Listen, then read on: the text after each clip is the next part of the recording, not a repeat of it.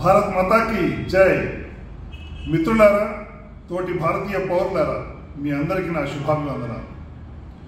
సరిహద్దులు కాపాడేవాడే సైనికుడు కాదు, మన దేశ సమగ్రతను కాపాడడానికి కృషి చేసే ప్రతి ఒక్క పౌరుడు సైనికుడే.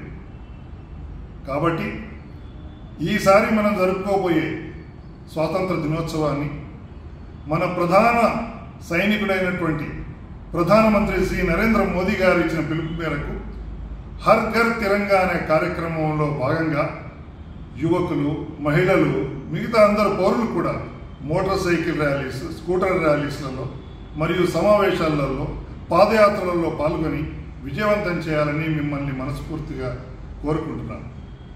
అంతేకాకుండా 15 ఆగస్టవ రోజు మనందరి ఇళ్ల మీద జాతీయ జెండాను ఎగరవేసి అందరిలోనూ ఈ అవగాహన పెంపొందించేటట్టుగా, దేశమంతా ఏకతాటిపై నడిచేటట్టుగా మనం కృషి చేయాలని మిమ్మల్ని అందరినీ మరొక్కసారి మనస్ఫూర్తిగా విజ్ఞప్తి చేస్తున్నాను.